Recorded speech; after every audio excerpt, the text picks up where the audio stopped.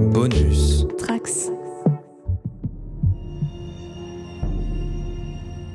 Et bienvenue sur l'art de l'incident. Ce tout nouveau podcast a pour vocation de vous montrer comment s'écrit une histoire. Oui, une histoire, vous savez ce truc qui se fabrique avec l'imagination. Oh, et puis merde. Pourquoi je me fais chier à me creuser la tête avec cette intro alors que je peux simplement demander à ChatGPT. Allez, ChatGPT, dis-moi ce que j'ai à dire. Bienvenue dans Nom du podcast.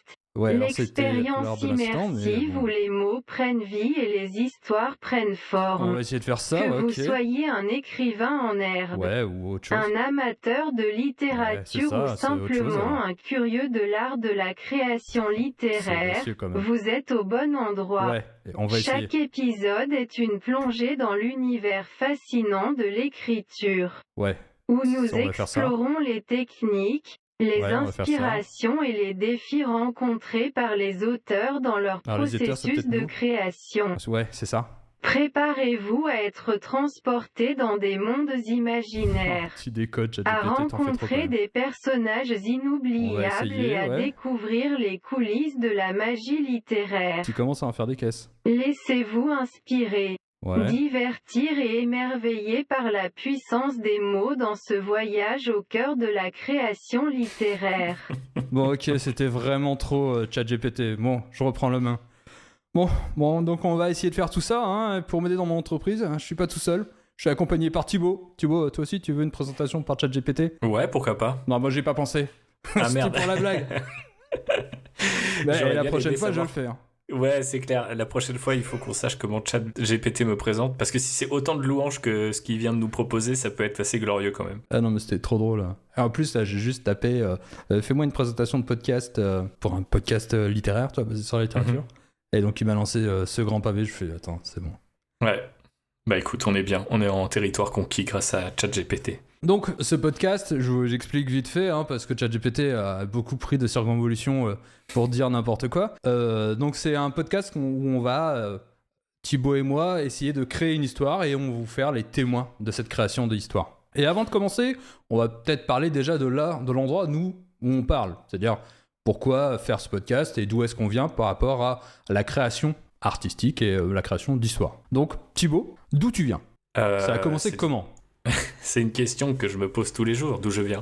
Ça a commencé comment ? Moi, depuis tout petit, en fait, j'aime bien raconter des histoires, mais j'associais ça beaucoup au jeu, en fait, à l'époque, tu vois. De me lancer avec mes deux petits frères dans, tu vois, une histoire qui impliquait des Legos, des figurines, ou même nous-mêmes si on se baladait dehors sous la neige ou que sais-je. Donc ça a un petit peu commencé comme ça. Je faisais aussi des petites BD, des dessins, des trucs dans ce genre-là. Après, quand j'étais ado, j'écrivais un petit peu sur le côté, sur les univers que je préférais. Je pense qu'avoir démarré énormément de... J'ai un cimetière en fait de nouvelles et de romans dont t'as les premières pages mais tu sais pas quoi faire ensuite. Et puis ça m'a mené un petit peu vers le journalisme et le podcast. C'est d'ailleurs à cette occasion-là qu'on s'est rencontrés. Et depuis j'ai eu la chance un petit peu de passer un petit peu, bah ouais, complètement même de l'autre côté de la barrière en écrivant pour 2 jeux vidéo, donc le jeu Goldorak, le Festin des Loups et Aliens Dark Descent. Et puis je continue d'écrire sous d'autres formats pour des choses qui sont peut-être encore un petit peu soit cachées, soit anonymes, soit en cours, on va dire, d'élaboration. Et je pense que du coup, ce podcast va être un bon exercice pour me maintenir un peu à flot. Voilà très rapidement d'où je viens. Et toi, mon cher David ? Alors moi, c'est un peu pareil, c'est-à-dire que c'est beaucoup lié à l'enfance, c'est-à-dire qu'effectivement, j'avais une imagination assez foisonnante. Et je me suis beaucoup raconté l'histoire. Et après, j'ai rencontré le jeu de rôle en 5e, 6e, 5e, je sais plus.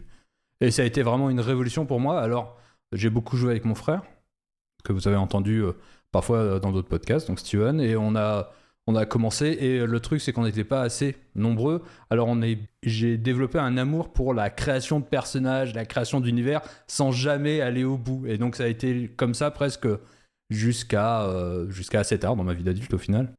Et après, j'ai commencé aussi à écrire. J'ai toujours pensé à dessiner beaucoup. C'était pas mal la bande dessinée au préalable qui m'attirait vachement. Et donc j'ai pas mal écrit. J'ai commencé à écrire réellement, en tout cas à le faire. Je le faisais pour moi dans un espoir vain, mais j'ai commencé avec dans le fanzina. C'est-à-dire que j'ai travaillé dans le fanzina BD pendant quelques temps. On faisait des histoires, on les vendait et ça m'a jamais suffi. Mais c'est resté beaucoup là et j'ai continué à écrire un peu avec difficulté ou avec comment dire pas forcément dans un but professionnel en tout cas, parce que j'ai un problème, c'est que j'ai une imagination trop fertile, c'est-à-dire qu'une idée chasse l'autre et j'ai du mal à rester très focus sur un truc et ça se retrouve après notamment quand je fais du jeu de rôle maintenant. D'ailleurs vous pouvez écouter ce que je fais sur Rollrunner, où j'ai tendance à être un peu je suis à la fois le MJ, mais je suis aussi peut-être la personne la plus chaotique autour de la table. Ce qui n'est pas facile. Ce qui est pas facile, ouais. Donc, je suis assez difficilement... en tout cas, mon imagination est assez difficilement disciplinable. Et donc, voilà, comme Thibaut, on est passé par le même sérail, c'est-à-dire le journalisme pour Sci Fantasy, le podcast. Et au final, l'écriture, je me suis beaucoup retrouvé dans le... À partir du moment où on a commencé... Actioner, après Scriptment, c'est là où je me suis beaucoup plus réapproprié l'écriture et c'est là où je me suis dit que c'était je compensais quelque part le désir d'écrire par les podcasts et ensuite le jeu de rôle est revenu au final, donc il est revenu assez tard et c'est là où j'ai écrit sans doute mes meilleures histoires, c'est-à-dire que la partie de Blade Runner est sans doute l'un des événements qui a été pour moi l'une des meilleures histoires que j'ai écrites jusque-là. Et mon désir d'écriture, même s'il a eu une visée professionnelle, au final, j'ai assez peu envoyé de manuscrits parce que en travaillant en tant que journaliste dans l'édition, je sais comment ça marche et je sais à quel point c'est à la fois difficile de percer, à quel point c'est difficile d'écrire, à quel point c'est difficile comme métier d'en vivre aussi simplement. Donc ça m'a un peu aussi tenu un peu à cette porte-là et j'ai aussi une autre passion qui est la mécanique de l'écriture. J'adore ça et c'est l'une des choses aussi qui m'attire beaucoup. C'est ce que j'ai exploité dans Scriptment et c'est ce que je vais essayer d'exploiter ici. C'est-à-dire que j'aime comment les histoires se racontent. Et donc voilà mon parcours. Maintenant, on va basculer donc sur le corps du podcast et donc le corps de cet épisode. Et pour essayer de tenir un petit peu tout ça en ordre, comme je vous ai dit, je suis un peu chaotique, donc il faut bien créer des règles un petit peu au préalable. Et donc les règles sont celles-ci. On va essayer déjà de se contraindre à 1 heure de podcast pour éviter de diverger trop. Et en plus, on va rajouter quelque part des objectifs à atteindre. C'est pas grave si on les atteint pas, mais il reste qu'il faut qu'on s'en approche le plus possible. Et l'objectif pour ce premier épisode, et il faut savoir que ni Thibaut ni moi ne sommes parlés pour essayer de créer une histoire au préalable, c'est-à-dire qu'on part complètement à vide. Donc l'objectif numéro 1, ça sera de savoir quelle histoire on va raconter, donc de quoi ça parle, et aussi quel va être le personnage principal, c'est-à-dire commencer à traiter, en gros, à dresser le portrait à la fois de l'univers et du personnage et de l'histoire que l'on va raconter. On va essayer de faire ça en 1 heure, ce qui est déjà presque impossible, je vous le dis. C'est clair, c'est déjà un gros challenge. Mais si on commence déjà à ébaucher quelque chose, on verra après pour le prochain épisode là où on va. Et donc, je vais tout de suite mettre une petite musique que Thibaut a choisie comme motif d'inspiration et on se retrouve de l'autre côté. Attention aux oreilles. Oui, c'est David du côté du montage là. Alors, c'était pour vous prévenir que pour des raisons de droit évidentes, cette version YouTube du podcast que vous êtes en train là d'écouter ne comporte pas le morceau choisi par Thibaut. Mais pour autant, je vous ai quand même laissé les explications sur le choix de ce titre, car elles servent de première base de réflexion pour l'histoire que nous nous apprêtons à créer. Allez, maintenant, je vous laisse reprendre le fil du podcast. Alors Thibaut, pourquoi t'as choisi cette musique ? Eh bien parce que l'été approche et l'été, depuis quelques années, pour moi, c'est synonyme de festival de métal. Et du coup, je replonge généralement dans une passion assez débordante que j'ai développée au début de l'adolescence pour le hard rock, puis le métal, puis tous les différents courants qu'on y trouve aujourd'hui. C'est assez bizarre comme culture, en fait, le métal, parce que j'ai l'impression que c'est toujours perçu comme quelque chose d'assez niche. Mais quand tu vas au Hellfest ou dans des concerts ou dans des festoches qui sont dédiés à la musique un peu heavy, comme on dit, tu vois des milliers de gens. Donc en fait, t'as l'impression que c'est plus du tout une niche, mais ça a quand même toujours cette image. Et donc, ça a quand même tendance, par rapport à ce côté petit mais grand mais petit, à m'inspirer. J'en écoute beaucoup pour discipliner mon écriture. Ça peut paraître bizarre parce que c'est quand même souvent assez violent et très rythmé, mais faut savoir que je révisais sur du Slipknot quand j'étais plus jeune, donc plus rien ne me fait peur, et au contraire ça me donnait une espèce de tempo. Et j'ai pris ce morceau spécifiquement parce que c'est un groupe que j'aime beaucoup, qui s'appelle Stray from the Path. C'est du hardcore, donc c'est un dérivé du punk. Je m'en fous un petit peu des étiquettes, mais pour vous dire que c'est plutôt un métal qui est chargé politiquement, et qui, malgré tout, est assez groovy, en fait. Vous l'avez peut-être entendu au début avec les guitares, etc. Il y a un truc qui fait un peu hocher la tête, en tout cas chez David, donc ça me rassure déjà un petit peu.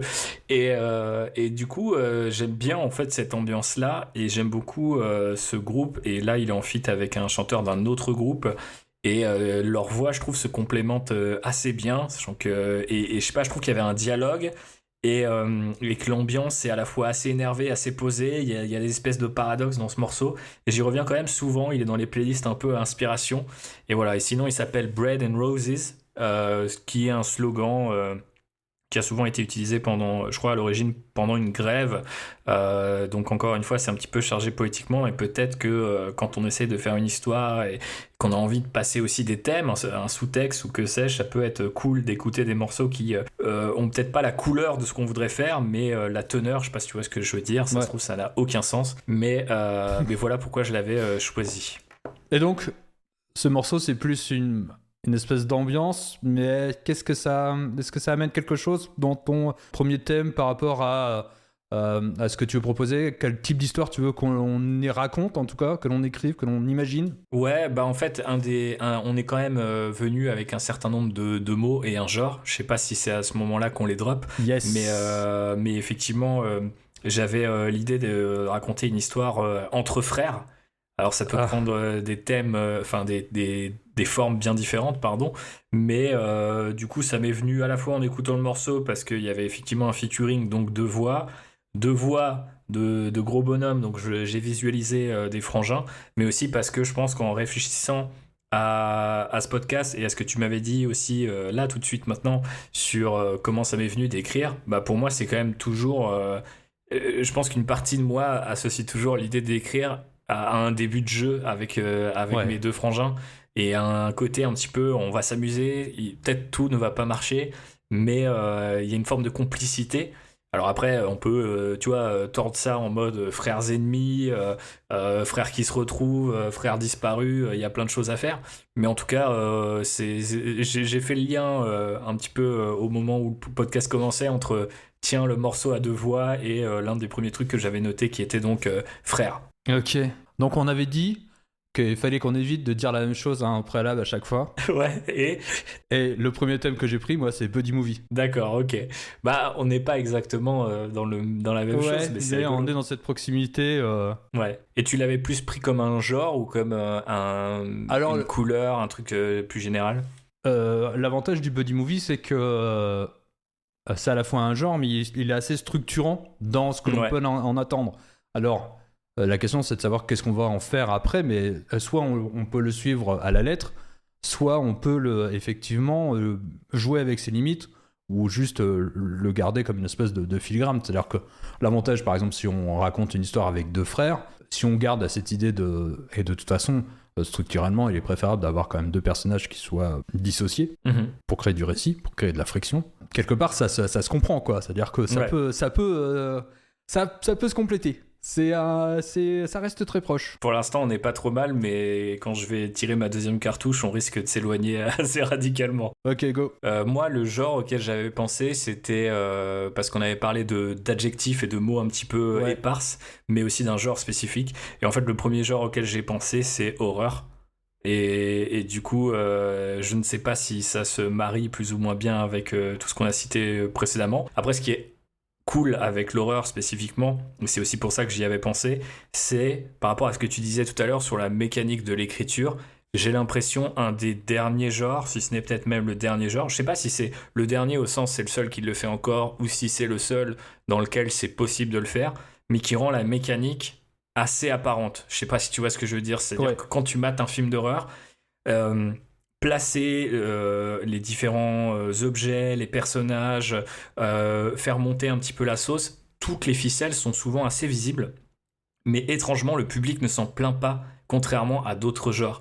Ça fait limite partie du fun, un peu comme dans une attraction, enfin dans un grand 8, tu vas monter, tu vois, t'es dans le wagon, ça prend du temps à monter, tu sais très bien, tu vois très bien que t'es en train de monter, mais ça, c'est fait partie intégrante de l'expérience, et que si tu l'enlèves en partant par exemple du sol, c'est plus tout à fait la même attraction. Ça peut être quand même intéressant.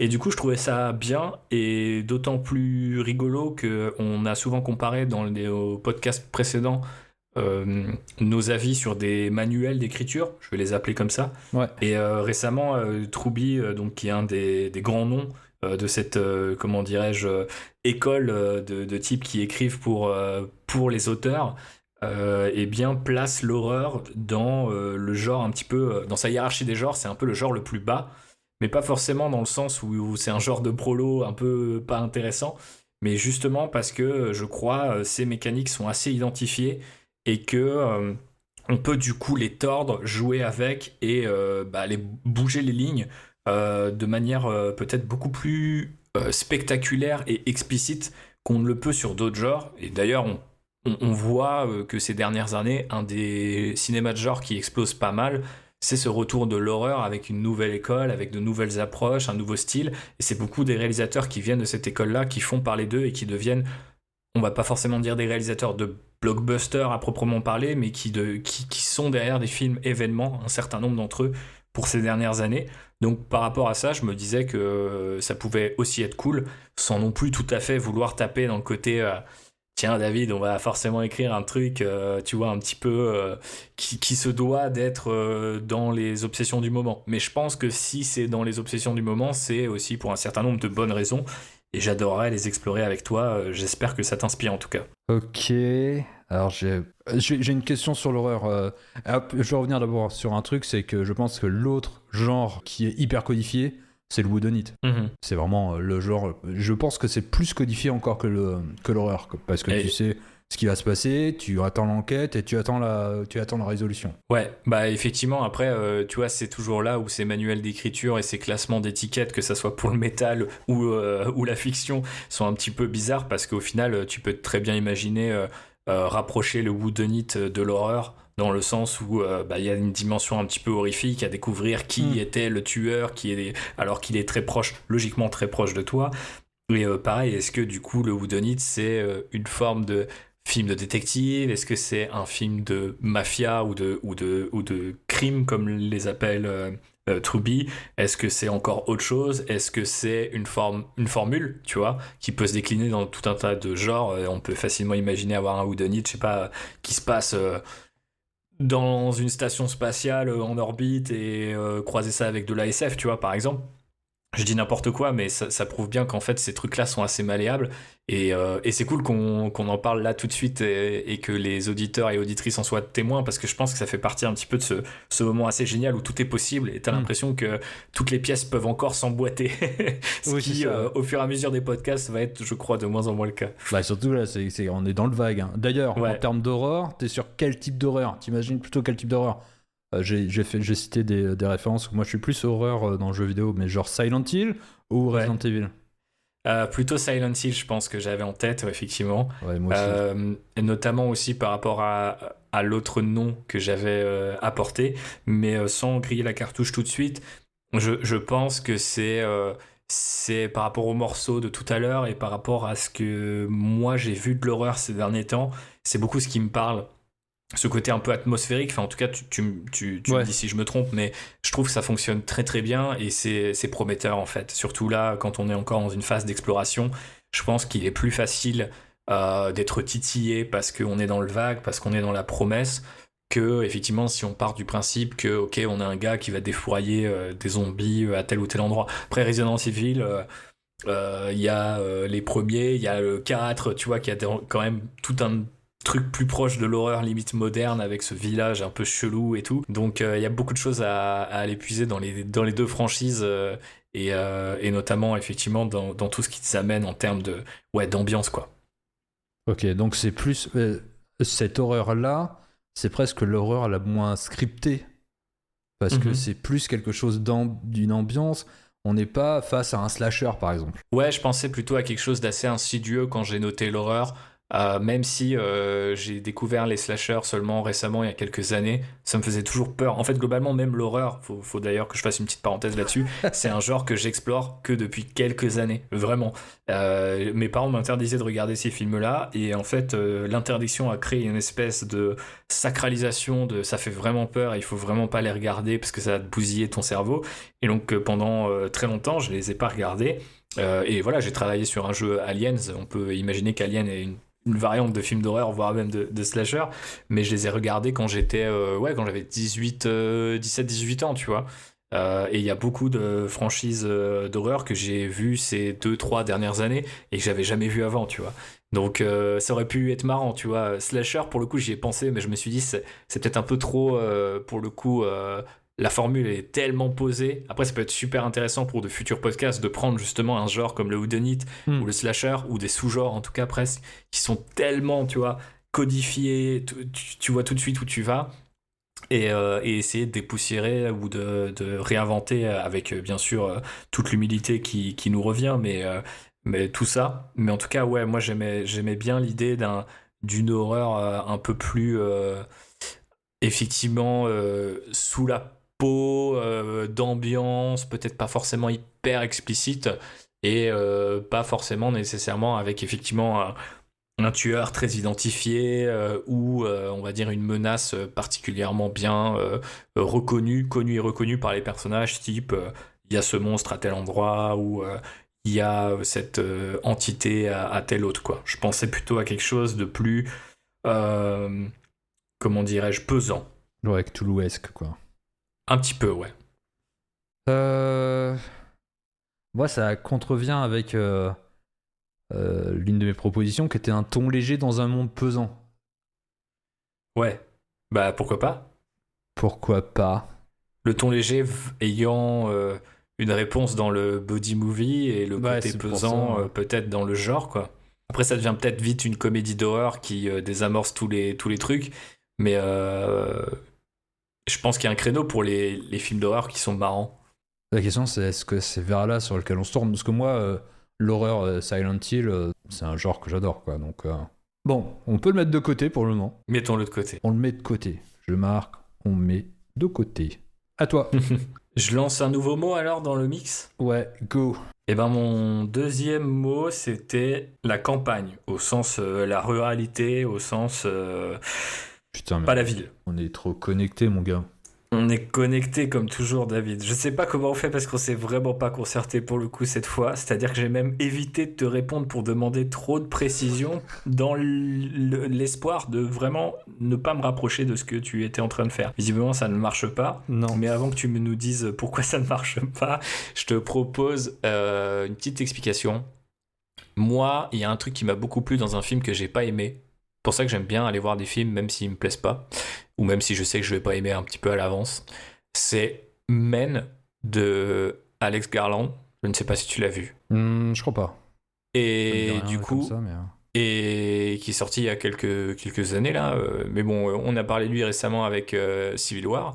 Mais avant ça, il a fait un espèce de film, j'allais dire pseudo-féministe, c'est un peu méchant. C'est pas vraiment ce que je pense. Mais dans lequel il y a toute une première partie que je trouve particulièrement réussie et une dernière partie qui, pour moi, est pas du tout aussi intéressante. Mais cette première partie qui est réussie, c'est le fait que la campagne, c'est flippant sa mère. Je trouve que...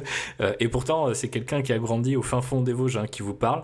Et je sais que du coup, moi, j'ai développé une forme d'horreur un peu rurale dans ma tête et que quand je suis tout seul dans la forêt ou, tu vois, au milieu d'un village qui paraît un peu désertique, et ben je trouve ça flippant. Il y a des endroits qui sont flippants d'eux-mêmes, alors que la ville où on a tendance à placer justement, tu vois, le crime, l'insécurité, que sais-je, ne me fait pas du tout peur de la même manière. Et c'est aussi là-dessus que je voulais potentiellement travailler. Et c'est pour ça aussi que je me disais, tu vois, que l'horreur serait plus insidieuse, plus pesante, plus atmosphérique, parce que c'est quelque chose de moins un type sort d'une ruelle et commence à t'attaquer à la machette, et d'un peu plus, comme dans Men justement, ce tunnel abandonné au milieu d'une forêt pourrait abriter quelque chose d'absolument infâme, mais il y a un début d'histoire, il y a une sorte de promesse là-dedans, et je pense que ça pourrait être intéressant de l'explorer. Ok, donc ça serait un monde contemporain? Pas nécessairement contemporain au sens ça se passe en 2024, ça pourrait se passer Oui. bien avant. Ouais, mais pas genre ça, on vire pas dans la SF. Bah écoute, si on peut imaginer la campagne avec de la science-fiction, il y a un petit challenge quand même là-dedans. Après, ça paraît peut-être plus compliqué, mais pourquoi pas, ça pourrait être intéressant quand même. J'avoue que là je te fais un peu une réponse de Normand.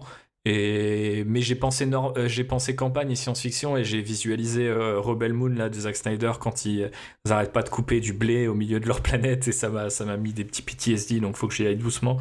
Mais il y a peut-être moyen de faire un truc assez improbable de ce point de vue-là. Troubi dit notamment que l'un des derniers moyens pour survivre et s'imposer à Hollywood, je sais pas si je suis spécialement d'accord avec ça, mais je vous donne son analyse, c'est justement de croiser les genres et d'en croiser au minimum 2, voire plus. Donc du coup, si tu commences à avoir buddy movie, horror, science-fiction, Ouais. là t'es quand même dans un truc hyper spécial, mais qui pourrait avoir de la gueule. De toute façon, l'objectif n'étant pas de le financer, on n'a pas de contrainte particulière de ce point de vue-là pour l'instant. Je sais pas. Après, effectivement, ouais, j'imaginais plutôt un monde qui est le nôtre, mais l'imaginer dans le futur, ou dans un futur justement où, je sais pas, les villes ont été abandonnées, tu vois, c'est peut-être juste un peu de l'anticipation par rapport à un commentaire justement social de type, comme on a vu pendant le Covid, les gens repartir à la campagne pour des logiques d'espace, pour des logiques de distance, de mettre un peu de distance entre eux. Donc je sais pas, il y a peut-être un truc assez intéressant à aller gratter derrière tout ça. Je sais pas ce que t'en penses. Ouais, ça peut être intéressant, je sais pas.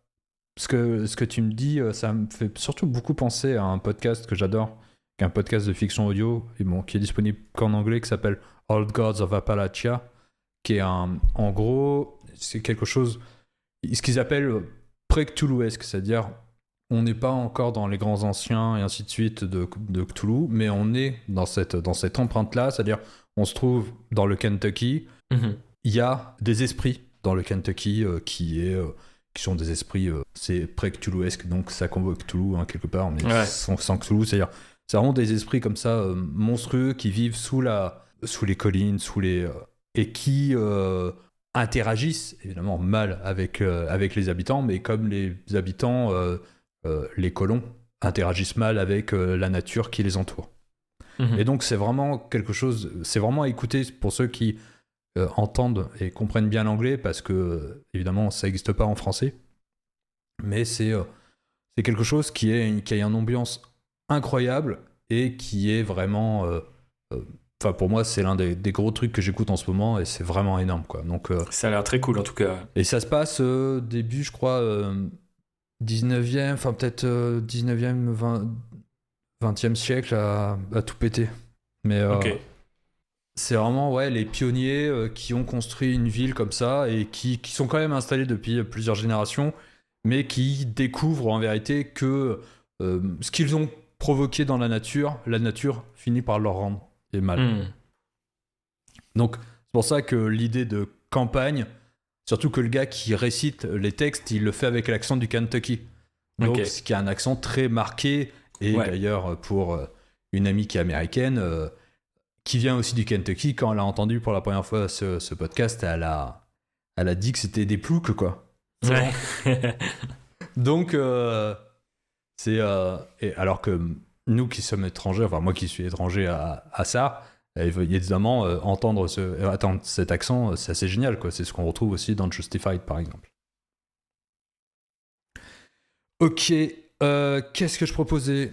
Moi, j'aimais bien quelque chose au bord de l'eau. Donc, c'est pas... c'est vraiment très vague. Donc, ah oui, je reviens aussi je voulais aussi une histoire avec des prolétaires. Je voulais pas une histoire avec dans une ville. Ouais.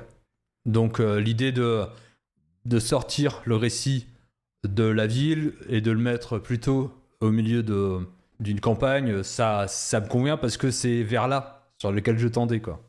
Donc, Et on revient sur le Bread and Roses de tout à l'heure. C'était les prolos, hein. Ils faisaient la grève. Donc il y a quelque chose qui nous rappelle à eux là, je crois, David. C'est pas mal, c'est pas mal. Mais effectivement, ça peut être très très cool de partir de tout ça, d'un personnage un peu plus, ou deux personnages au pluriel, devrais-je dire, un petit peu plus ruraux et qui sortent effectivement de ce paysage urbain qu'on a l'habitude de voir. Bon, on voit aussi pas mal la campagne, mais ça peut être, je pense, un bon moyen de la regarder sous un nouvel angle. Ok, j'avais un autre terme, je le balance tout de suite, après je te laisserai en balancer un autre, ce qui était la rédemption. La rédemption. Donc je pense que l'un des frères est dans une quête de rédemption. Est-ce que c'est pas un peu déjà vu ça? La question c'est de savoir comment tu l'articules, c'est-à-dire que c'est pas une ça peut être très bien, c'est-à-dire que là on l'appelle rédemption, mais ça peut être simplement l'idée de se faire pardonner de quelque chose, quoi. C'est-à-dire que c'est pas forcément la rédemption, quoi. Ouais, ok. Mais cela dit, c'est intéressant parce que je trouve que là, c'est un des thèmes qu'on retrouve beaucoup dans la fiction hollywoodienne, quoi. Et ça passe toujours un petit peu par les mêmes choses, et notamment par la rédemption, par le sacrifice, tu vois. C'est vraiment un truc qui revient souvent, et avec lequel on pourrait ne pas être d'accord, et justement proposer quelqu'un qui est en pleine rédemption, tu vois, qui va pas forcément vers sa rédemption, mais qui soit l'a déjà accompli, soit est en train de l'accomplir, mais ça prend... C'est ça le moteur du récit, justement. C'est pas juste un truc que tu fais à la fin, type je suis Dark Vador, je me sacrifie pour mon fiston, tout va bien, tout est pardonné, tu vois. Donc ça peut finalement m'intriguer plus que je l'aurais dit de prime abord. Tu disais au bord de l'eau, et du coup, moi j'avais parlé, enfin, je pensais campagne, je pensais aux prolétaires qui travaillent justement dans le coin. Et j'avais pensé plutôt à la forêt et à des trucs comme ça, donc ça m'inspire un peu, tu vois, si on restait dans notre monde, en tout cas, un coin où il y aurait des lacs, et si on veut rester sur l'eau, et en même temps à côté de la forêt, quoi. Donc on est grave dans un truc Silent Hill, ouais, compatible. Twin Peaks Core, mais peut-être que du coup c'est un petit peu trop balisé. Je sais pas ce que t'en penses. Bah pour le moment ça dépend de ce qu'on en fait, c'est-à-dire que comme toujours, hein. On a un décor, c'est-à-dire qu'on a ce lieu, on a en tout cas un semblant de décor, ça semble se dessiner, une campagne, peut-être un ruisseau, peut-être un petit lac, peut-être que même le ruisseau il est asséché, c'est-à-dire que ça peut être au bord de l'eau, mais l'eau y est plus, tu vois. On a deux frères, l'un peut-être là. Donc je fais tourner, hein, je sais pas où. Vas-y, fais tourner, ouais. C'est comme ça que ça marche. Faut montrer aussi aux gens que quand on brainstorm, on dit potentiellement n'importe quoi. Oui, l'idée c'est aussi de dropper des trucs et voir comment ça prend, quoi. Donc l'idée c'est de ce frère qui reviendrait comme ça, donc dans cette fameuse quête de rédemption. Je sais pas pourquoi il revient. Peut-être que leur parent est mort, peut-être que les deux frères ne se parlent plus depuis X temps, peut-être que le deuxième lui est resté reprendre peut-être l'exploitation agricole, ou peut-être qu'il vit comme ça en tant qu'agriculteur, peut-être brassier il vend ses bras pour faire les récoltes, enfin en gros. Ça dépend d'où est-ce qu'on le situe, le récit dans le temps, dans l'époque. Il y a un truc par rapport à notre époque qui est intéressant sur l'eau, c'est qu'on voit de plus en plus que l'eau elle est captée par certains groupes, ou qu'elle peut être réquisitionnée, par exemple pour les incendies, ou pour tout simplement pas mourir de soif. Et je sais typiquement que pas loin des bleds dont je suis originaire, il y a un très grand lac et on puise dedans parce que potentiellement les gens n'ont plus assez d'eau, et chaque année on puise dedans en espérant que l'eau se renouvelle suffisamment pour qu'on n'ait plus à puiser dedans. Mais le problème c'est que chaque année on épuise ce foutu lac, et qui est du coup au rythme où on va complètement voué à disparaître. Dans ce que tu disais sur au bord de l'eau mais l'eau a disparu, je trouve qu'il y avait un côté assez flippant justement, et assez direct, inquiétant, tu vois. Je sais pas si c'est une ville ou quoi, tu vois. J'imagine un peu la ville dans j'ai perdu son nom, mais dans le jeu Alan Wake, où t'as vraiment tu vois, la ville où tu dois traverser un énorme lac, et c'est le lac qui sert un petit peu aussi de décor un peu mythologique et surnaturel à l'histoire. Qu'est-ce qui se passe si là, le lac, il n'existe plus depuis quelques jours, mois, années, et que du coup, tu as une espèce de, tu vois, de lit de rivière énorme devant le village, et c'est une ville morte, quoi, en fait, du coup, tu vois. Ouais, Et c'est plus qu'un ravin, et puis le seul filet d'eau est exploité jusqu'à la dernière goutte. ouais. Il y a un truc un peu là-dedans, alors potentiellement, est-ce qu'un des deux frères est impliqué dans tout ça? Est-ce qu'il y en a un qui a provoqué ça? Est-ce qu'il y en a un qui se bat contre l'autre qui au final était plutôt pour il y a quelques années et il y a une rédemption autour de ça?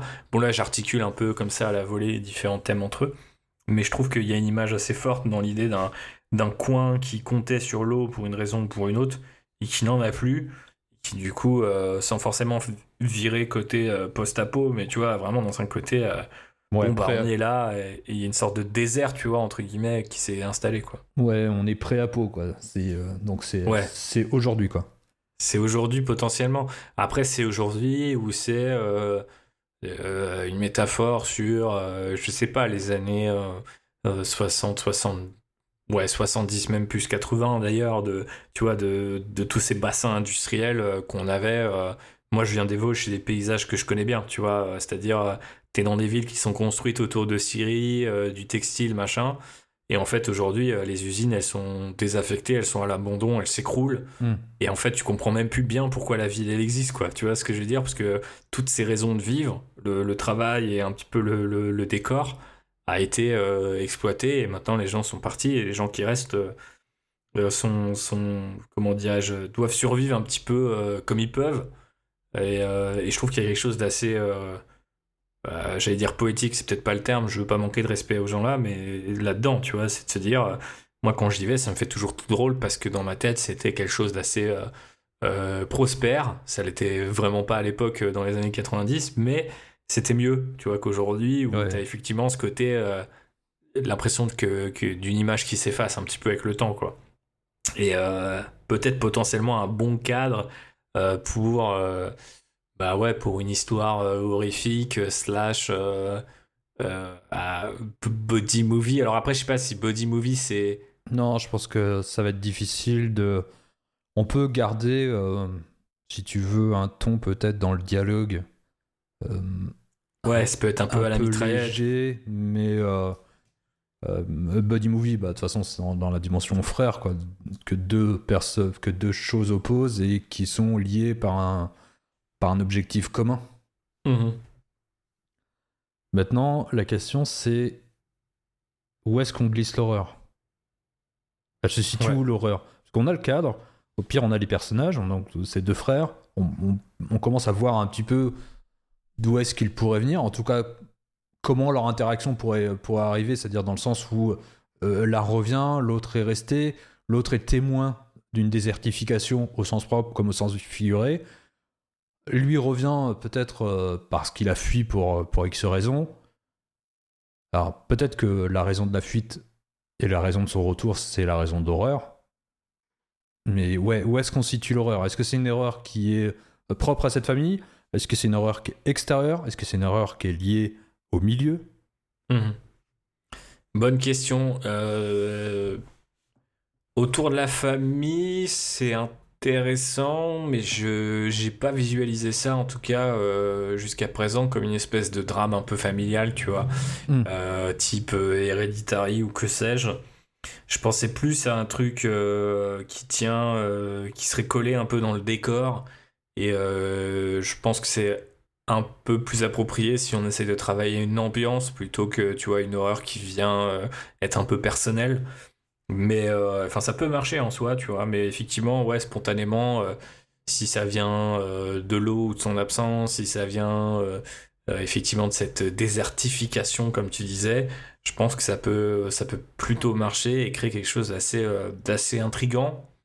Et après, à voir si du coup ça prend quelle forme aussi, tu vois. Est-ce que c'est un truc où tout le monde sait que c'est surnaturel directement? Est-ce que c'est des suspicions? Est-ce que ça se dévoile progressivement au public? Ou est-ce que on sait que c'est chelou et qu'il se passe vraiment des choses? Type, je dis n'importe quoi, ce truc très... tu tu vois, on a été à un endroit où on a débloqué un endroit qui n'existait pas avant parce que c'était sous l'eau. Et maintenant qu'il n'y a plus d'eau, on découvre quelque chose, tu vois. Et dans ce cas-là, on ouvre un peu les portes. Enfin, c'est un peu typiquement, tu sais, le narrative, pour utiliser un terme barbare, mais du temple maudit, tu vois, que tu redécouvres parce que t'as ouvert la mauvaise porte, t'as creusé la mauvaise galerie. Ça pourrait être assez sympa. Et potentiellement, peut-être virer à un truc plus survival aussi, tu vois, dans l'horreur, au moment où, je sais pas, on arrive vers un... Si on part sur une structure en acte, partir sur un troisième acte où, en fait, ça charcle un peu et les deux frangins, slash d'autres personnages, doivent un peu lutter pour leur survie avec les moyens du bord. Moi, j'imaginais un truc lié à la perte d'eau. C'est qu'une espèce de bactérie, genre, qu'importe, tu vois, oblige les gens à continuer à boire tout en sachant qu'elle les empoisonne et les rend peut-être fous. Pas mal comme mécanique, ça, déjà. Et le fait que on est dans cette...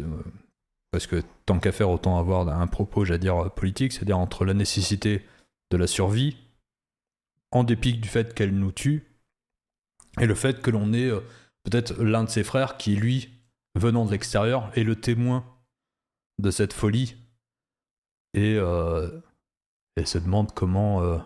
ils finissent par devenir victimes, quoi, une espèce de... Ils deviennent parasités, un truc qui vire un peu aux zombies façon The Last of Us, quoi. Mmh. J'aimais bien un truc, je sais pas si tu as regardé là récemment la série Fallout. Ouais. Il y a un tout petit moment, il n'y a pas vraiment, enfin c'est un tout petit truc, c'est un moment elle boit de l'eau qui est radioactive. Ouais. Et c'est juste un moment, c'est-à-dire qu'il n'y a pas de payoff, de... Comment on dit en français? Je sais plus. J'ai lu dans un bouquin traduit où ils avaient trouvé une bonne traduction de setup et de payoff, mais je préfère toujours utiliser les termes anglais malgré tout.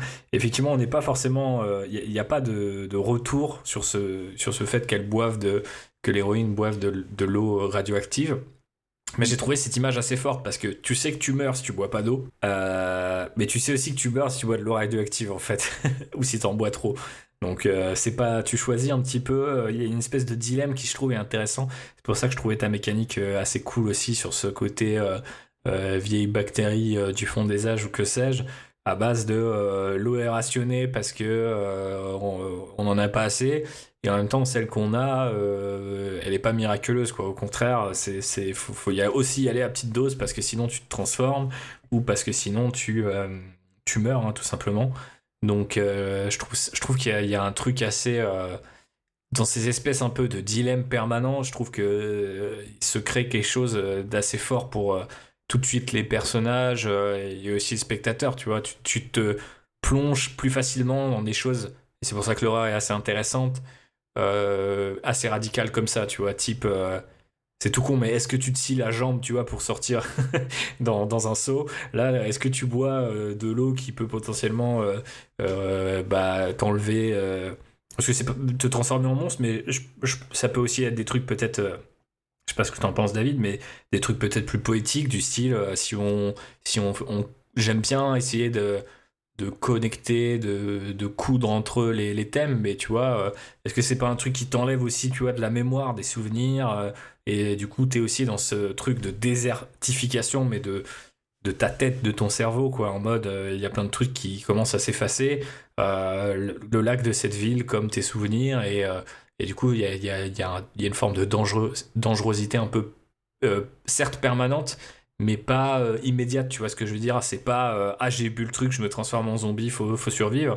Ce qui est un peu trop souvent, je pense que la mécanique pour le coup de zombies ou de simili-zombies, malgré la série The Last of Us l'année dernière, je pense que c'est, enfin en tout cas pour moi, c'est un peu vu et revu. Je trouve qu'on a du mal à se renouveler là-dedans, et je préfère des trucs qui auraient tendance à proposer quelque chose de plus étrange, ou de plus conceptuel, de plus philosophique aussi, quoi. Bah, j'ai une idée. Alors, c'est très Stephen King, j'allais dire. Enfin, en tout cas, ça m'évoque un peu ça. C'est-à-dire que... et dans cette idée de la désertification, c'est que la désertification, ce serait l'humanité. C'est-à-dire que cette eau, plus tu la bois, plus tu deviens violent. Mhm. Plus tu deviens un monstre. Mais pas un monstre dans le sens tout de suite catégorisé zombie, tu vois. Mais le monstre qui est le monstre à face humaine, quoi. Alors, le truc, c'est qu'il y a un revers à ça, ce serait de dire que l'inhumanité n'est pas propre à l'humanité, mais elle serait propre à des éléments extérieurs. Ouais, ce qui est toujours un petit peu, enfin en tout cas à première vue, un peu délicat, quoi. Ouais, c'est ça. C'est-à-dire que ça peut être un thème intéressant, ce que je veux dire. De montrer comment, mais malheureusement, il y a ce contre-coup qui est ou alors il faut que le personnage, c'est-à-dire l'étranger, je pense qu'on va avoir l'un des deux frères qui est l'étranger pour être le révélateur du récit. Il faut qu'il soit monstrueux lui-même. Ouais. Pour contrecarrer, c'est-à-dire qu'il soit ingrat peut-être, qu'il soit peut-être vil, et que peut-être que lui on va le pousser dans une trajectoire positive quand tout le reste se glisse vers une trajectoire négative malgré eux, quoi. Yes, je sais pas trop où on est au niveau du temps, si t'as chronométré ou pas. Ouais, j'ai 48 minutes pour le moment. Ok, il nous reste encore un peu de temps. Ce que je voulais dire par rapport à rebondir à la fois sur ce que tu viens de dire et sur l'un de tes thèmes qui était la rédemption. Récemment, j'ai lu, j'ai pas encore fini, mais je me suis plongé dans la série de comics de Robert Kirkman qui s'appelle Oblivion Song, et le chant de l'oubli en français. Je ne sais pas si vous avez entendu parler de ça. C'est un truc qu'il a fait un peu post-Walking Dead et tout, donc à l'époque où la série, je crois, existait encore. Il était aussi sur Outcast pour le côté horreur. Donc on n'en a pas spécialement beaucoup parlé. Je crois que ça a commencé en 2017, quelque chose comme ça. Et il y a un truc qui est super bien là-dedans. Bon, c'est une histoire de deux frères aussi, hein, donc je pense que ça vient peut-être de là, le fait que j'ai pensé à ça aussi tout à l'heure. Mais l'un des deux frères est coupable de la fracture du monde, du setting, en fait, si tu veux. Et ça, je trouve ça intéressant, c'est-à-dire que tu le sais pas forcément au départ. C'est un personnage qui s'accroche, tu vois, qui veut justement trouver une forme de résolution par rapport à une catastrophe naturelle. Je vous révèle pas tous les détails pour que vous puissiez lire et quand même prendre du plaisir. Mais il y a quelque chose que j'aimais bien là-dedans, c'est cette idée que le personnage, il est coupable. Potentiellement, on le sait, ou on peut s'en douter, et ça arrive à un moment dans le récit. Et du coup, le personnage le savait, et par rapport à ce que tu disais sur l'inhumanité, sur tout ça, peut-être que ça peut être un bon point de balance aussi, tu vois. Il a fait un truc par le passé, il veut le corriger aujourd'hui, mais ce qu'il a fait dans le passé, c'est huge, quoi, tu vois. On sait pas si potentiellement il pourrait l'effacer par ses actes aujourd'hui. C'est bien dans Star Wars quand Dark Vador retrouve le chemin de la lumière, parce qu'on est dans une allégorie qui est quand même avant tout destinée aux enfants, rappelons-le. Là, j'aimerais bien un truc qui est un peu plus brutal, tu vois, en mode quand t'as vraiment fait une dinguerie, tu vois. Comment tu peux seulement espérer revenir en arrière? Et pour connecter ça aussi au genre de métal qui m'inspirait en premier lieu, le hardcore, c'est beaucoup aussi des mecs qui viennent soit des villes, mais aussi souvent aux États-Unis de bled, quoi, tu vois, du sud des États-Unis. Le punk, il est là-bas parce que finalement, cette radicalité, t'es obligé un peu d'être radical dans un environnement qui, quelque part, est en perte de vitesse et qui désintéresse tout le monde. Et tu vas avoir des low-life, des personnages qui sont assez détestables. Il y a un groupe que j'aime beaucoup, qui a pas mal explosé récemment, qui s'appelle Knocked Loose, donc c'est encore un autre groupe. Mais le chanteur disait qu'il avait perdu une amie à lui quand il était jeune, parce que tu vois, un type avait conduit bourré avec elle, et qu'elle était morte sur le siège passager, tu vois. Et que lui avait vu ce type-là à l'église tous les dimanches, et que bah, du coup, ça avait vachement questionné simplement l'idée de croire en Dieu, d'aller à l'église, etc., tu vois. Un truc un peu poisseux comme ça. Ça me parle pas mal pour un des personnages, peut-être pas forcément un des deux personnages principaux, quoique ça peut être intéressant. Ça pourrait aussi expliquer une forme de... Comment dirais-je ?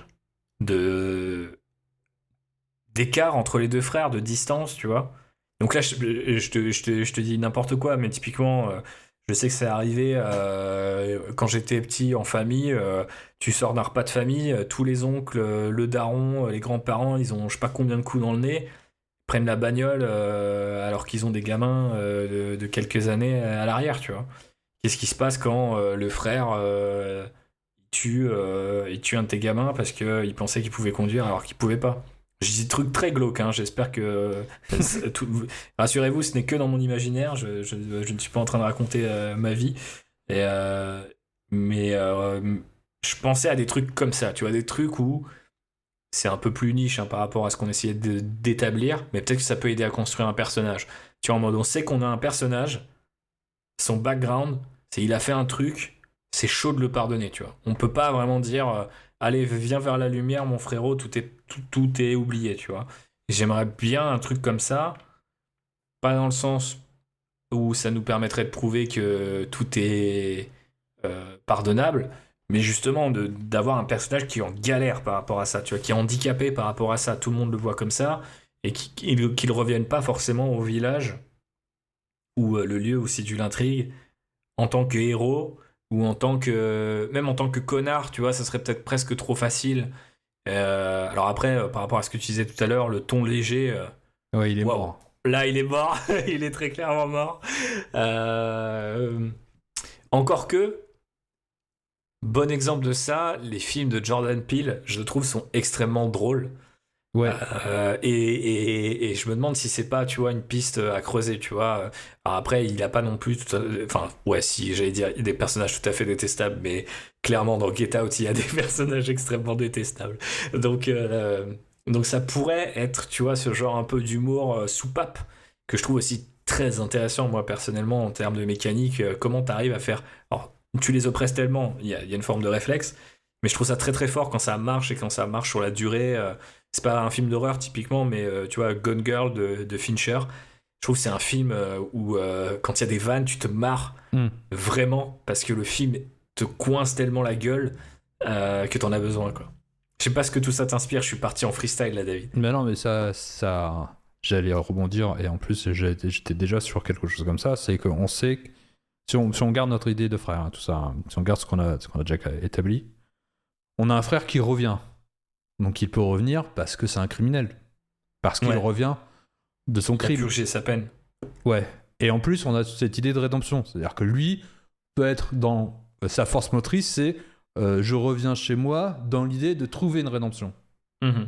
Et l'idée, c'est qu'on ne veut pas traiter de la rédemption, donc il ne trouvera jamais sa rédemption. Mm-hmm.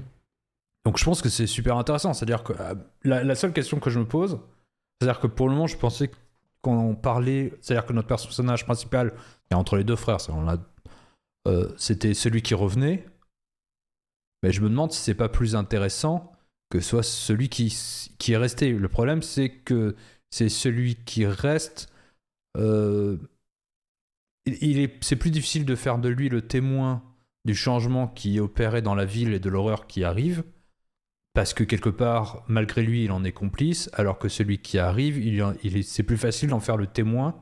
Et l'autre aspect, c'est que je pense que s'il a commis un crime, il y a un crime qui est difficilement pardonnable. Par contre, je pense qu'il faut qu'il soit extérieur à la famille, parce qu'on risque de tourner autour d'un drame familial si on fait... je vois ce que tu veux dire.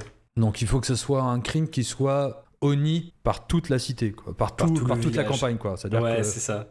Soit quelque chose qui soit dramatique. Et ça me paraît aussi être très une mentalité assez proche de ce que moi je peux savoir ou expérimenter de la campagne, tu vois, ce truc de il y a des familles, il y a des gens dont il faut se tenir à l'écart, tu vois ce que je veux dire. Ouais. Et j'aime bien quand même cette mécanique là aussi, tu vois, de se dire ah bon, c'est vrai, pourquoi? Parce que quand toi des fois t'arrives à la campagne, surtout maintenant qu'on parle de merde, comment on dit, je sais plus, mais en gros les gens qui arrivent à la campagne maintenant, tu vois, qui sont pas forcément nés là-bas mais qui quittent les villes, il peut ces espèces de superstitions ou de distance, ça peut leur paraître tout à fait exagéré, alors que là en fait ce qu'on révélerait, c'est que non seulement c'est légitime, mais en plus il y a potentiellement de l'horreur derrière tout ça, donc il faut vraiment se tenir à l'écart d'un certain nombre de personnages, et je pense que ça peut être pas mal. Après, par rapport à qui est le témoin de ça, je vois bien, tu vois, spontanément dans ce qu'on disait, le montage tu vois, c'est con, mais je pense souvent quand même tout de suite en images. Et je captais bien, tu vois, un peu le truc montage croisé du gars qui sort de prison, Hmm. récupère ses affaires, pendant que le gars qui est resté là-bas, bah, tu vois, c'est la routine, il monte dans son pick-up ou que sais-je pour aller bosser. Et tu vois, ça sur une zik qui transfère un petit peu tout de suite l'atmosphère.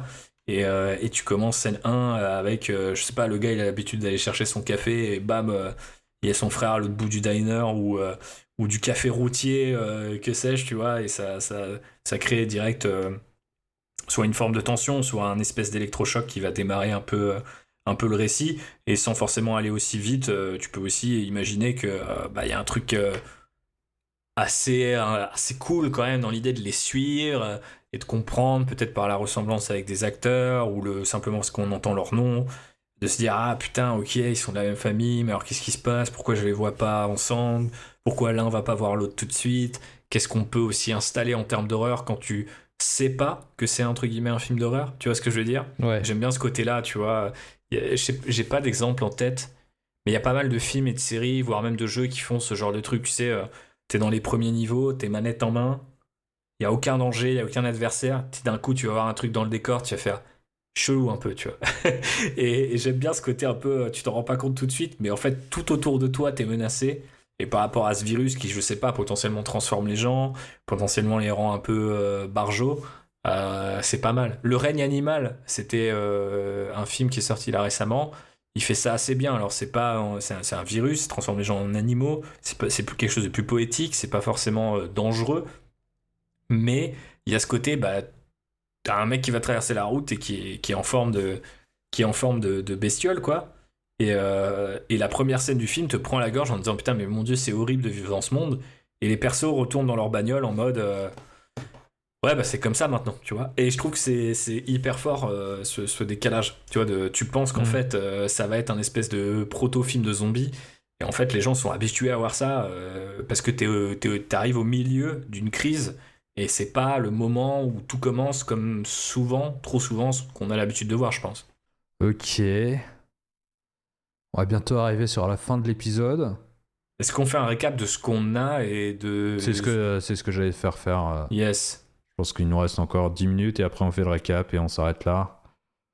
La question c'est toujours de savoir... Je pense qu'il faut se poser la question de savoir qui est notre personnage principal. Car de quel point de vue on parle. Ouais. Est-ce qu'on se fixe sur cette horreur Rural. Ouais, enfin, quelle est l'origine de l'horreur?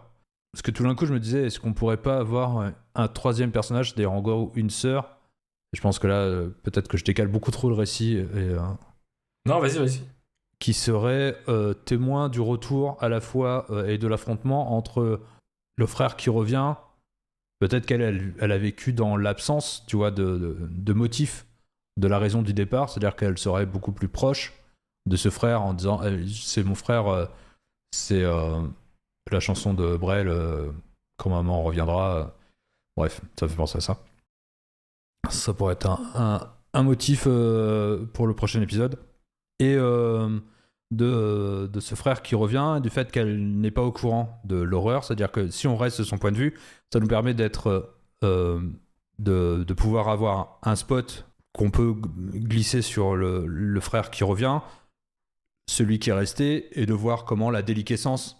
Mais la question, ce serait de savoir, est-ce que le crime qu'il a commis est-il à l'origine de l'horreur qui arrive? Est-ce qu'on lit tout ça, ou est-ce que c'est pas le cas? Je pense que c'est chaud de répondre là tout de suite maintenant, mais je pense qu'on devrait se le noter parce que il me semble qu'il y a dans ce genre de questions, il y a pas de mauvaise réponse. Non. Je pense que potentiellement, tu peux vraiment imaginer faire un truc hyper carré et aussi dans ce côté un peu grosse ficelle, mais en tout cas pas forcément de manière péjorative, mais ficelle bien visible et bien emballée, des films d'horreur où c'est acté. Ce personnage a fait ce truc-là et ce truc-là est connecté à ce qui va démarrer le récit et ensuite on enchaîne. Je pense que ce côté vraiment paquet est assez plaisant, honnêtement, dans les films. J'aime bien parce que c'est devenu rafraîchissant. Je pense que ça n'a pas toujours été, Mais aujourd'hui, où t'as des espèces de plots dans des plots, dans des plots, des circonvulations, ça fait du bien des fois de se dire, on est au courant, ce personnage a fait ce truc-là, c'est connecté avec ce qu'il va tout faire dérailler, et c'est pas grave. Ça peut paraître un peu improbable de se dire, putain, le gars est un peu à l'origine de tout, mais quelque part, ça permet des fois de gagner en efficacité, en rapidité. Mais l'inverse est aussi potentiellement intéressant. C'est pas lié, mais ça va quand même l'impacter lui. Je trouve ça aussi potentiellement cool. Euh, Après, j'ai peut-être l'intuition là tout de suite maintenant que si c'était pas lié, ça démarre comme un récit où justement sa rédemption pourrait naître bah ouais, du fait d'affronter cette horreur-là, tu vois, de dire ok, j'ai fait cette dinguerie, qui est une forme d'horreur, mais je vais combattre cette autre forme d'horreur et à la fin on est quitte. C'est un peu Silent Hill 2 quelque part. Effectivement. Et donc du coup j'ai l'impression que c'est peut-être un peu plus balisé, alors que s'il est vraiment responsable, qu'est-ce qu'il fait, tu vois? Voire même par rapport à ce que tu disais tout à l'heure sur la rédemption, on disait on va pas lui donner. Est-ce que lui seulement la cherche? Tu vois, est-ce que c'est pas justement son frère qui s'est battu pour lui, qui lui disait, tu vois, que je sais pas, qui allait le voir en prison, qui allait faire en sorte que le mec ait quand même une deuxième vie, c'est un peu le seul du village à lui avoir accordé cette rédemption. Et l'autre n'en veut pas, tu vois, parce que pour lui, c'est pas possible, et il a pu... Limite, tu vois, on peut imaginer un gars qui fait tout pour rester en prison, qui veut pas revenir, qui est un espèce d'antisocial, quoi, et qui aimait bien finalement purger sa peine parce que ça simplifiait aussi cette culpabilité, tu vois, en disant j'ai fait une connerie, je suis en prison et c'est logique. Et quand tu sors de prison, du coup t'es qui? Est-ce que ça y est, tout est effacé? Bah, si tu reviens dans ton village, tu te rends vite compte que les gens ils ont pas oublié, donc tout n'est pas effacé, même si toi t'es libre, tu vois. Et je trouve que ça c'est potentiellement un thème assez fort. Après, c'est aussi très proche de cette nouvelle école de l'horreur qui est vachement, tu sais, portée sur le trauma, quoi. Ouais. Il y a eu un trauma de base et le perso il est traumatisé. Et ce qui va se passer dans le film est un moyen d'affronter ce trauma sous une autre forme et potentiellement d'en émerger victorieux. Moi, je trouverais ça intéressant, effectivement, d'inverser le rapport et de se dire c'est un gars, il a le trauma, mais lui, il cherche pas la rédemption, il va pas l'avoir. Par contre, c'est les autres persos qui aimeraient bien, que ce soit un frère, une sœur ou que sais-je. D'ailleurs, peut-être qu'on pourra mettre une sœur et un frère plutôt que deux frères. Mais je pense que ça pourrait être intéressant d'inverser le truc.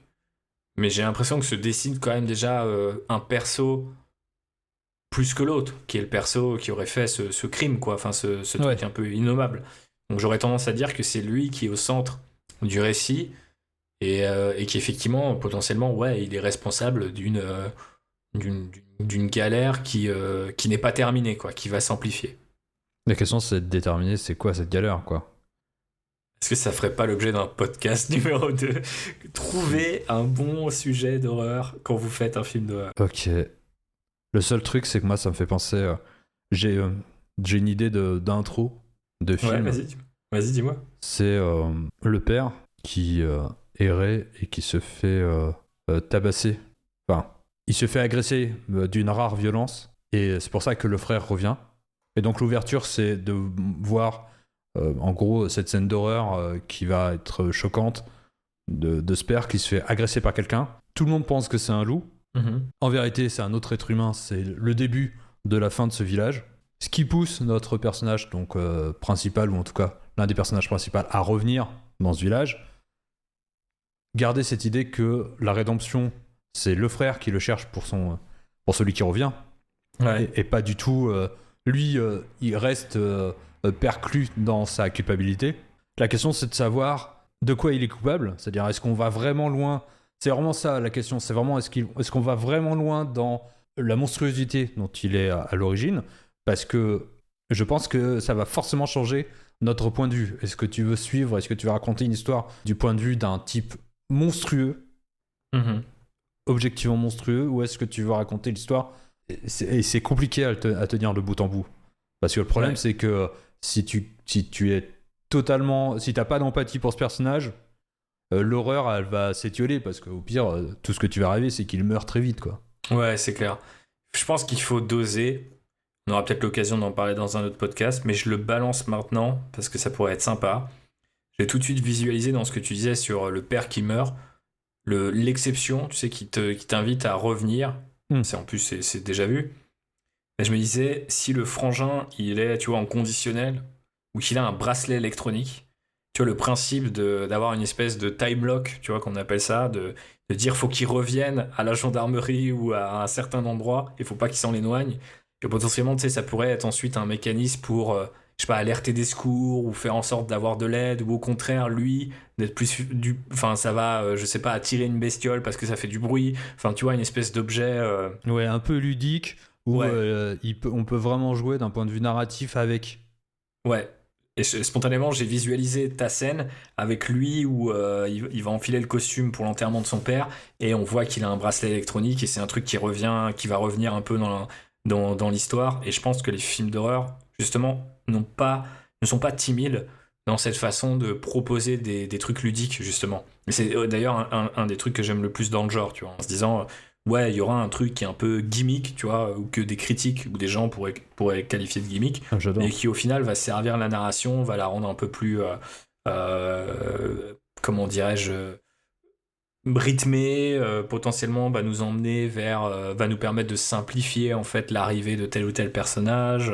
Je sais pas, je trouve qu'il y a un truc à jouer là-dessus et ça m'avait l'air de coller avec ton intro. Ouais, c'est parfait. Tu veux faire le résumé ou tu veux que je le fasse? Alors on a de l'horreur. Ouais. Ça c'est le genre principal. Une horreur rurale. Ouais. On peut même décrire notre genre comme de l'eau rurale. Et, Ce qu'on fera jamais de plus. voilà, c'est ça, exactement, juste aujourd'hui. Et donc une horreur rurale dans laquelle deux frères sont invités à revenir dans un village qui n'est plus que le reflet de ce qu'il est. Enfin, ouais. Je pense que l'un des vague. deux est resté là quand même. Je pense Ouais, qu'il faut... un des deux est resté là, mais un des deux, du coup, rejoint son frère à une occasion Ouais. un peu dramatique, sans doute. Et ce village, en toile de fond, va servir d'écho un petit peu à l'horreur, avec un truc. Enfin, ouais, un décor qui est un peu, je sais pas, qui fait l'objet d'une forme de déclassement et de disparition un peu lente, de dégénérescence lui aussi, un peu comme ses habitants. Et pour l'instant, on a ça. On a aussi cette image, je trouve, assez forte de la disparition de l'eau et de potentiellement qui pourrait impliquer connecter l'horreur dans un Ouais. truc. On ne s'est pas encore trop décidé, mais on a le truc je dirais, mystique de il y avait quelque chose sous l'eau et on le retrouve. On a le truc plus scientifique de la bactérie ou que sais-je. Mais en tout cas, il y a cette image de l'eau qui est plus là et qui va potentiellement poser pas mal de problèmes aux gens. Il y avait un autre truc ludique qu'on avait en tête, outre le bracelet qu'on vient de citer, c'était aussi potentiellement la mécanique de devoir boire de l'eau pour survivre, Ouais. mais en même temps l'eau qui pourrait t'amener à mourir à petit feu. Et ça c'est quand même pas mal. Donc ça fait deux potentiels gimmicks, donc il faudra faire attention. Mais peut-être que dans un prochain épisode, définir la... Moi, ce que je vois, en tout cas, si je devais faire une prochaine writing room ou laisser les gens avec ça, et d'ailleurs, peut-être qu'il y aura des gens qui nous écoutent qui auront des suggestions, mais tu vois, ce serait de définir la nature de l'horreur et aussi travailler peut-être un peu plus les personnages. Mais j'ai l'impression que quand tu fais un truc de genre, vaut mieux faire en sorte que le genre fonctionne et voir comment les personnages fonctionneront ou pas avec ça, plutôt que l'inverse en fait. Je sais pas trop comment. Si toi t'as plutôt tendance à partir des personnages. C'était une question que j'allais poser, mais je voulais le poser au moment. Mais peut-être qu'on reviendra dessus pour le prochain épisode, savoir est-ce qu'on est plus character driven ou Ouais. action Plot driven. driven. Ouais. D'ailleurs, est-ce qu'on Ouais. est plus porté par...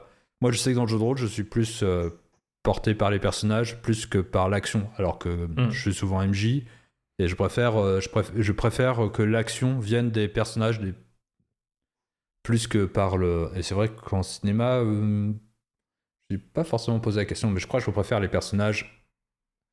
Là, dans le cadre de l'horreur, le problème, c'est que si je réponds à moitié à la question. Enfin, je m'arrête, mais surtout que j'ai une autre idée, et ça conclura sans doute le podcast, mais si on fait une action qui est character driven, on va glisser vers un récit qui serait beaucoup plus une histoire de famille et